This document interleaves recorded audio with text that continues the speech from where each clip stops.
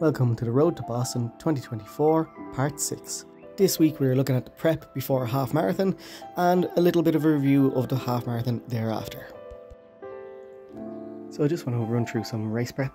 Usually the way I kind of prepare for races, I kind of lay out everything. I kind of pick up things a couple of days out and start kind of figuring out exactly what I want to wear. So this is the last half marathon I have before Boston, so the last race I have before Boston, and what I'm going to do is I'm going to run in everything that I'm going to run in Boston. So I have a nice Ireland singlet here which I picked up for an absolute bargain of 20 quid, so I'm going to give that a try.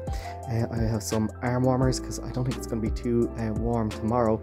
Now I can throw these if I don't need them for Boston depending on the weather, and I have a pair of Nike Trail shorts. I've ran in these straight out of the bag before, a brand new pair, so I know that they don't cause issues, but some clothes come kind of pre-starched and you have to wash them before they actually go soft, so just to be aware of that. Usually you wouldn't run in things that you haven't actually washed or tested out before, but I know that these work well from the packet for me. I've had a couple of pairs of these.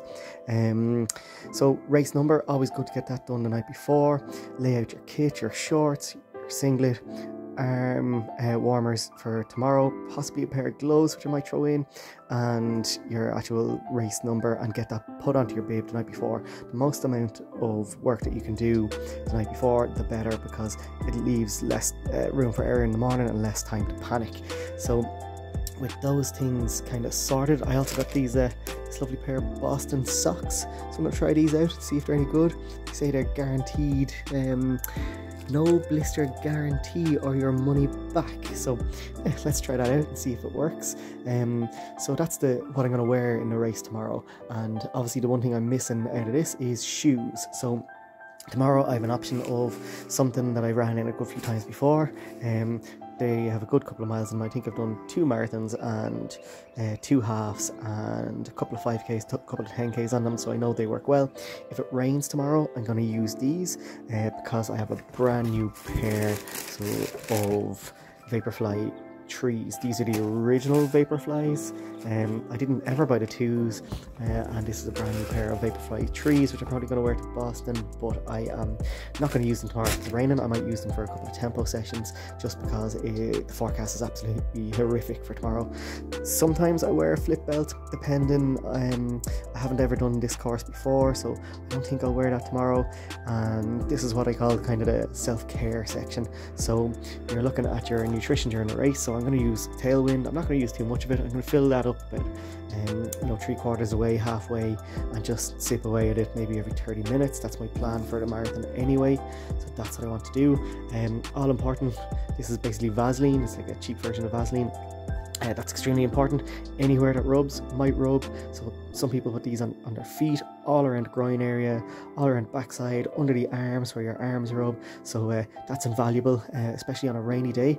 And one other thing that's extremely good on a rainy day or even really hot weather where you're sweating absolutely through is kinesiology tape. So you usually see this on people's muscles, and it's generally kind of holding a calf together or holding a kind of a sore point together around people's knees and stuff. But if you actually cut these into just little squares and put them on your nipples, you will get no nipple rub.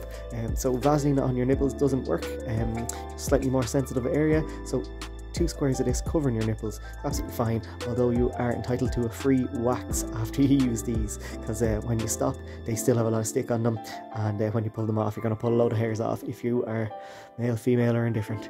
And then just baby wipes to either wash up after a little bit, or if you have an emergency, number 2 before you actually go. So real practical thing, a few baby wipes, because a lot of times you get these events and you go into a portable potty and all the toilet paper is gone, so sometimes it's good to carry just a section of them. And anyone who has kids knows how handy these are for for cleaning up absolutely everything and anything.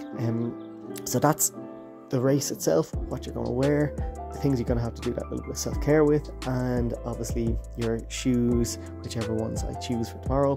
And then you have to think about kind of slightly before and after the race. So I would always get into my race gear underneath my clothes for the next day, and I just I drive down maybe in this and I'd leave that in the car or whatever, or in the bag drop if there is one.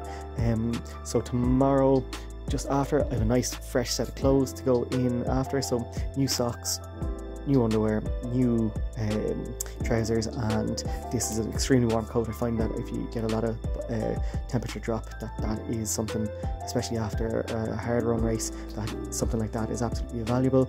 Pair of compression socks, always handy for after, and then just a towel that should get changed in and to dry off, and just something for the way home on the way there just to sip on. And then I always bring in case there's a bag drop, I bring a waterproof bag, because if you're going to drop something in, you don't want something that's going to leak, or a plastic bag that's quite feeble and it's going to rip. So just a nice kind of dry bag that I'd use to put everything in the end. So that's kind of race prep.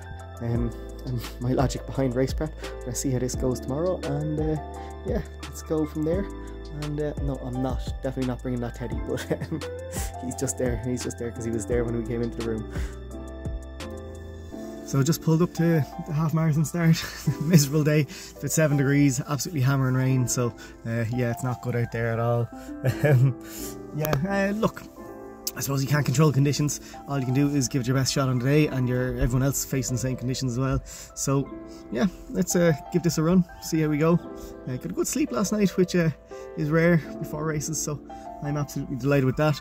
And yeah, I'll see you after. I'll be looking rough after.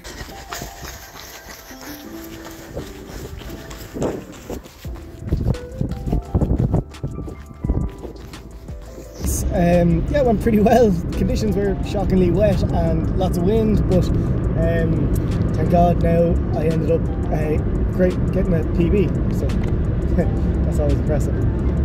So just on the way home from that race, cold, wet, miserable, about 7 degrees, a lot of wind, kind of a big triangle the course. You did it twice, and so you were into the wind quite a lot, big long straights. It wasn't too bad. Sat in, played it sensible. Where there was a lot of wind, I just sat in behind a couple of people. I'm nice and small, I can kind of fit in behind people, no problem.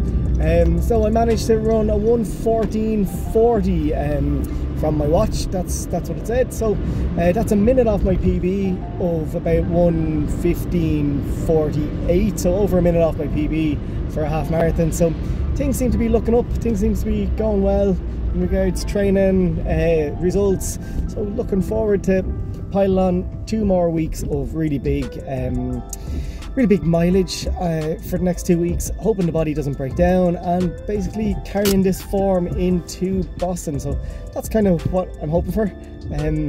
Yeah, delighted. So go home, might have pizza, might have beer, just celebrate, and go from there. Yeah, not too many, just the one. It's a real pity that these socks gave me blisters. They look absolutely brilliant, but unfortunately they just didn't work for me. And now I'm struggling with a blister at the back of my heel as I run into a week of very high mileage. But alas, we will persevere. Getting footage of training sessions or running is proving difficult, as most of the time I do train on my own. I'm going to try and improve that for the next video, but thanks for watching. This has been GoJohnnyGo on the road to Boston 2024.